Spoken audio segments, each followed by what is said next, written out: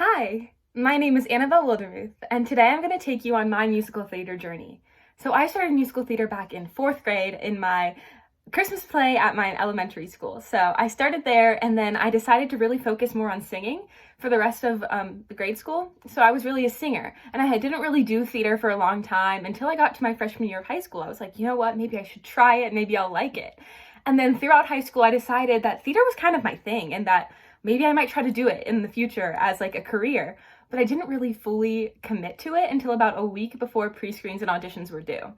So through this TED Talk, I want to show you my journey and how hard it is to really become a musical theater major, because I did not know how hard it was. So first, I'm going to start out with a clip from me in 4th grade as my big break as Mary in the Christmas play.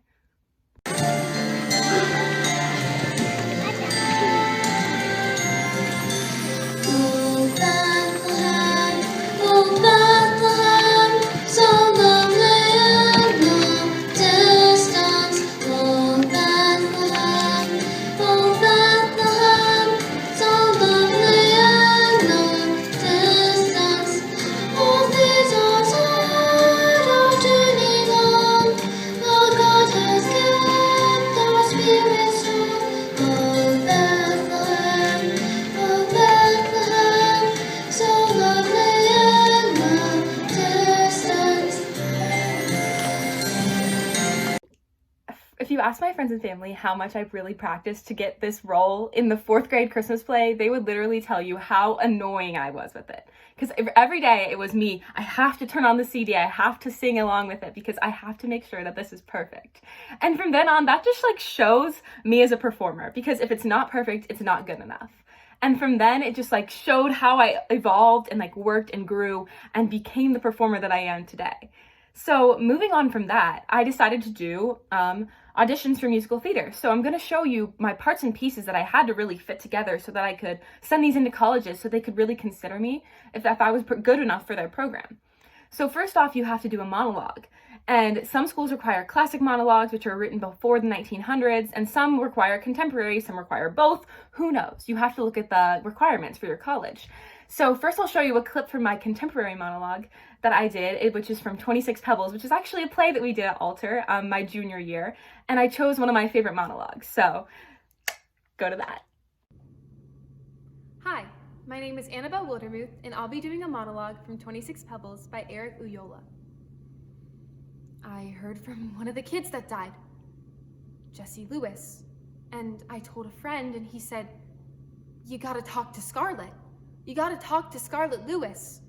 And I didn't just want to say, "I just heard from your son," you know? So we became closer, and I channeled her son for her. And I think that from Jesse's side, he actually told... He and his mother both knew he wasn't going to live for very long. And before he died, I can show you inside, he drew on his chalkboard 3 words: healing, nurturing, and love. And he's like 6 years old. And when I connect with him, he feels like a general. He's so strong. And he saved like 10 kids' lives during the shooting when the gun jammed. He was like, "Go, go, go, the gun jammed." And he's like 6 years old. And he's got these kids running, and they're in shock. And if he hadn't said that, they'd still be standing there. There'd be 10 more bodies. And he's just so strong and so amazing. And so maybe I need that. Maybe that's what helps me keep faith. As you can see in this monologue, it's super like intense, and it's really like, woo, it's a lot for me, honestly, to take in. And I feel that like this monologue was good because it shows an intense moment for me, and it shows that I can be serious. And then to back off of that, I also did another contemporary monologue, which is from Jake's Women, and it shows like a fun and flirty side of me. So I'll show you that clip next. Hi, my name is Annabelle Wildermuth, and I'll be doing a monologue from Jake's Women by Neil Simon. A beautiful sunset.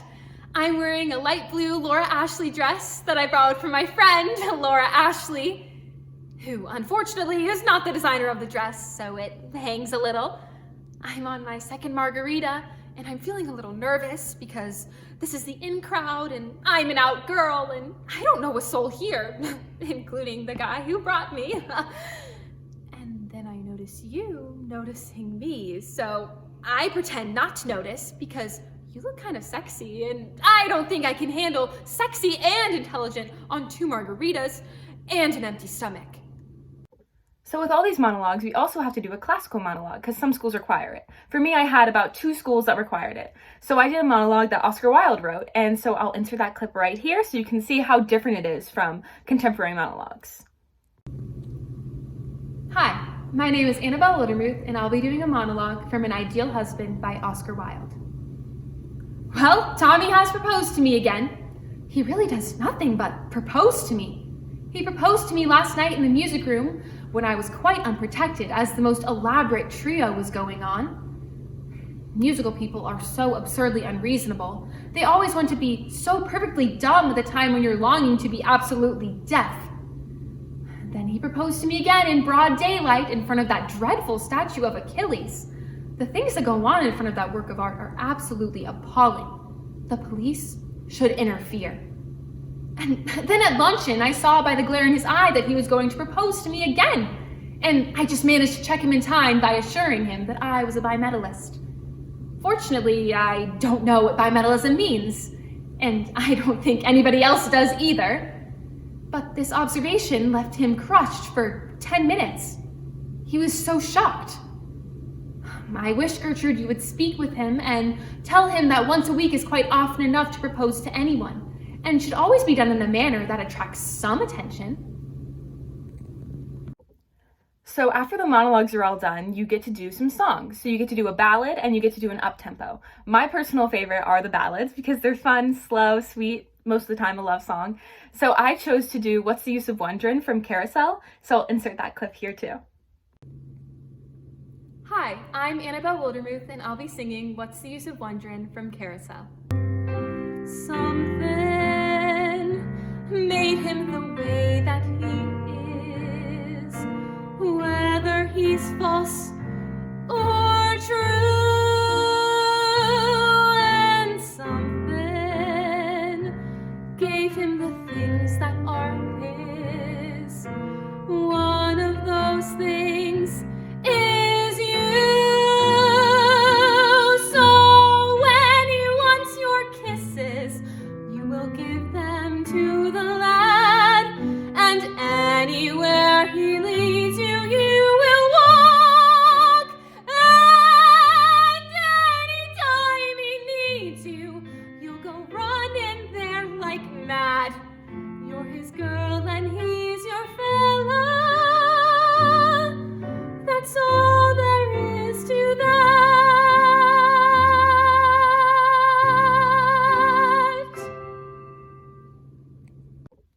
So I find the What's the Use of Wonderin' is such a fun song for me to sing just because it's in my range and it's super pretty. And then so for my second song, I decided to do a contrast with my up-tempo. I sang I Will Prevail from Wonderland, which is such a cool show. It's like Alice in Wonderland, but a different take. And my character in this song is the Mad Hatter, which is actually the villain in the show. And I never really get to play villains because that's just not like who I am as a performer. So it was fun to take on another role that I haven't really played before and just like make it my own. So. Hi, my name is Annabelle Wildermuth, and I'll be singing I Will Prevail from Wonderland.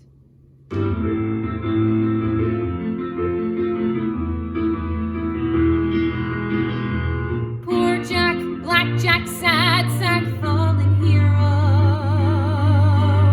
Bad news, you lose like the fuse. It's over, you die, I thrive, and so it goes. I'll write the ending of your tragic fairy tale. I will survive, and heaven knows there is no way that I can fail. I will prevail.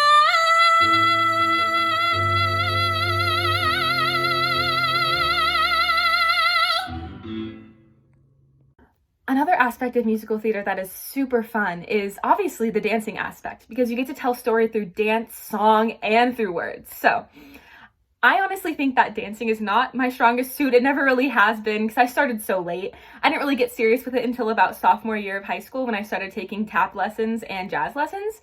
So we had to create our own combination to our own song. So I chose a song from Bring It On to do my combination to. And me and Mrs. Sears really worked hard on it to make sure that it was perfect. So here's my dance video. Tell Jordan I'm coming for a spot. Imagine the lights, imagine the people, imagine us in the middle of the crowd. Imagine the fortune, it's all happening. Life and all the changes. Imagine making this neighborhood proud. And they're screaming, it's alive, it's all happening. And the So one of the things that I think is super cool about musical theater is that they offer an option to submit a wildcard video, which can be literally whatever you want. It can be something that makes you more interesting. For me, I personally decided to do a tap dance video because I'm not very strong with dancing, but I am strong with tap dancing. So I decided that I would submit a video of me doing tap dance so that I could show that I am strong in other areas of dance. So here's my tap dancing video so that you can get a little sneak peek.